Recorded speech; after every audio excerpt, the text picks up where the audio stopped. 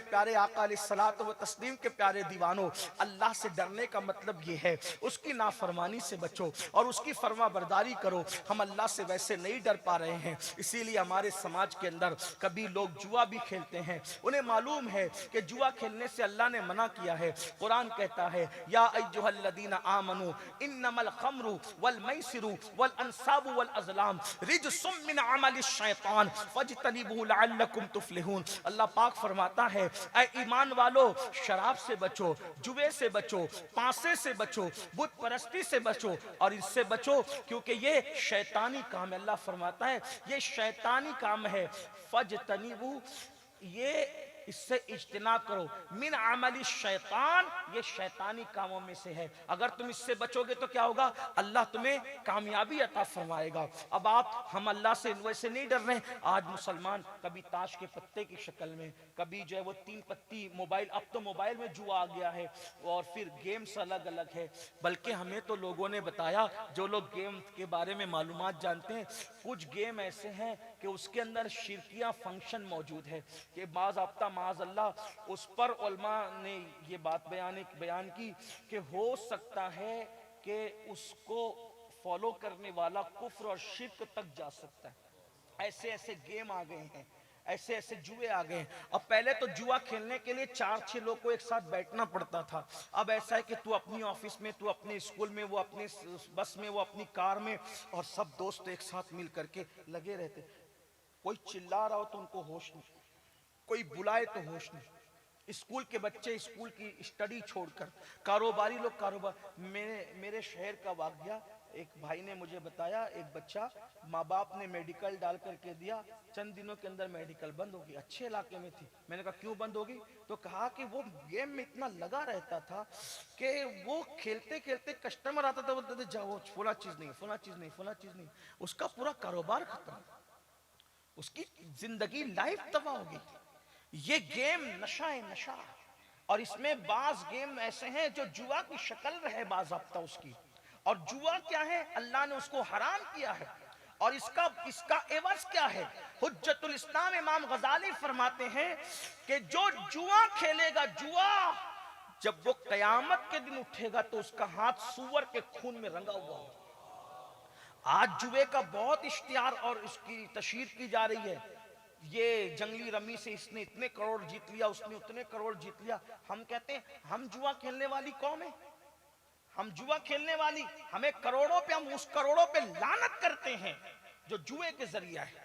ہم حلال کمانے والے لوگ ہیں، ہم خون پسینے کی کمائی رکھنے والے لوگ ہیں۔ اور سن لو، حلال میں برکت ہے، برکت۔ حلال دیر سے آتا ہے اور دیر تک رہتا ہے، اور حرام بالکل بلبلے کی طرح آتا ہے اور بلبلے کی طرح چلا جاتا ہے۔ اس لیے حرام سے بچو، ایزی منی کے چکر میں جوے کی طرف نہ جاؤ۔ اور پھر کتنا بڑا اللہ اکبر تباہی کا پیش خیمہ کہ جوا ایک بار کوئی جیت لے تو جہنم، جیت لے تو جہنم، اور ہار دے تو دنیا بھی اس کی جہنم بن جائے۔ ہارے تو تباہی، جیتے تو تباہی۔ اس لیے محنت کرو، تجارت کرو، اللہ نے تجارت میں برکت دی ہے، حرام میں برکت نہیں ہے۔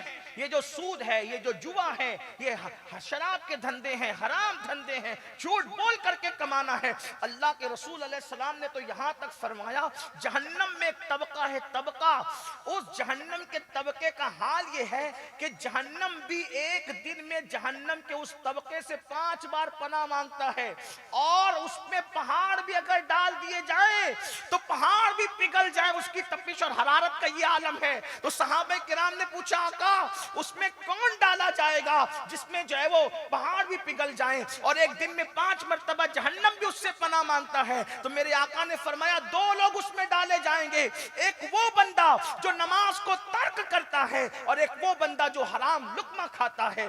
حرام لقمہ کھانے والا جہنم کے اس حصے میں ڈالا جائے گا جس میں پہاڑ بھی پگھل جائیں۔ ہے ہمت، اللہ کا عذاب برداشت کرنے کی ہمت ہے، اللہ کا عذاب برداشت کرنے کی طاقت ہے؟ کیا ہے جہنم जहन्नम का अजाब बर्दाश्त करने की ताकत। सुन लो, जो जहन्नम की आग पहाड़ को पिघाल दे, ये कमजोर और नाजुक सा जिस्म उस जहन्नम के अजाब को कैसे बर्दाश्त कर सकेगा? मेरे आका ने सलाम के दीवानों, जो उंगली चिराग की तपिश और हरारत बर्दाश्त न कर सके, जो वजूद, जो जिस्म और जो जिल्द, जो चमड़ी अपने गीजर के गर्म पानी को बर्दाश्त न कर सके, अल्लाह अकबर, जो मई की धूप और तपिश को बर्दाश्त न कर सके, क्या हराम खाने वाले ये बता सकते हैं, नमाज छोड़ने वाले, मस्जिदों को वीरान करने वाले ये बता सकते हैं कि जहन्नम की उस वादी में जब उनको डाला जाएगा तो उनके जिस्म का क्या होगा? अपने आप पे रहम करो, ये दुनिया हमेशा रहने की जगह नहीं है। कुरान कहता है, अल्लाह अकबर, अल्लाह रब्बुल इज्जत का मुकद्दस कुरान कहता है ये दुनिया फना होने वाली है और आखिरत बाकी रहने वाली है। कुरान कहता है, क़द अफ़लह मन तज़क्का व ज़करा अस्म रब्बिही फ़सल्ला बल तु'सिरून अल हयात दुनिया वल आखिरतु खैरुन व अबक़ा।